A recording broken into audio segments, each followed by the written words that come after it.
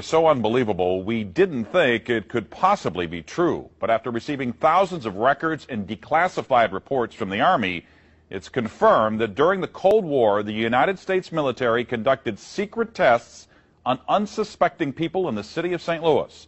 A local sociologist will make her findings public tomorrow, but she spoke first to the I-Team's Lisa Zigman.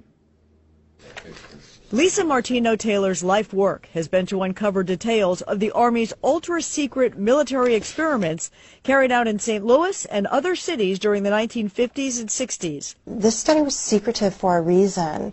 They didn't have volunteers stepping up and saying, yeah, I'll breathe zinc cadmium sulfide with radioactive particles. These Army archive pictures show how the tests were done in Corpus Christi, Texas in the 1960s. In Texas, planes were used to drop the chemical, but in St. Louis, the Army placed chemical sprayers on buildings and station wagons. City officials were kept in the dark about the tests. The Cold War cover story was that the Army was testing smoke screens to protect cities from a Russian attack. The truth, according to Martino Taylor, was much more sinister. It's pretty shocking. The level of duplicity and secrecy. Clearly, they went to great lengths to deceive people. By making hundreds of Freedom of Information Act requests, she uncovered once classified documents that confirmed the spraying of zinc cadmium sulfide. The greatest concentration of this compound was sprayed near the Pruitt-Igoe housing complex just south of downtown St. Louis. It was home to 10,000 low-income people, and an estimated 70% were under the age of 12. Martino Taylor claims they all unknowingly inhaled this compound morning, noon, and night so the government could measure its effects on their lungs. So this is in violation of all medical ethics, all international codes, and the military's own policy at that time. In 1994, then Congressman Richard Gephardt asked the Army to open its records and explain the St. Louis testing. We want to make very sure that nothing went on that would harm anyone and that all the facts are out on the table. Documents released in the 90s show the Army placed sprayers on this former Knights of Columbus building on Lindell and in Forest Park. The Army always insisted the chemical compound was safe. Martino Taylor believes documents prove otherwise.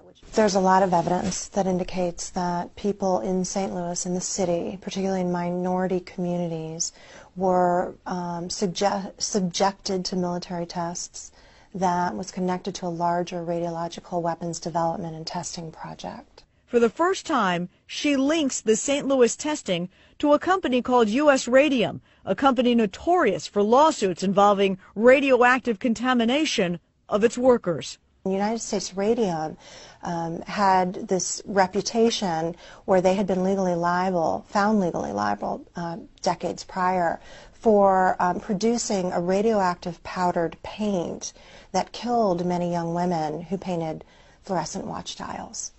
While the Army admits it added a fluorescent substance to the zinc cadmium compound, details of whether it was radioactive remain secret. Documents uncovered to date indicate the Army never conducted follow-up studies to see whether the compound caused long-term health issues. In 1972, after years of crime, poverty, and decline, the government destroyed the Pruitt-Igoe housing complex. Lisa Zigman, News Channel 5, I-Team. Now, the company U.S. Radium no longer exists. Martino Taylor has placed all of her research, including the declassified documents, online, and will link you to that data at ksdk.com. Now, she will make all of her findings public tomorrow at St. Louis Community College Merrimack campus. In the meantime, if you remember the spraying, the I-Team's Lisa Zigman would like to hear from you. You can email her at lzigman@ksdk.com.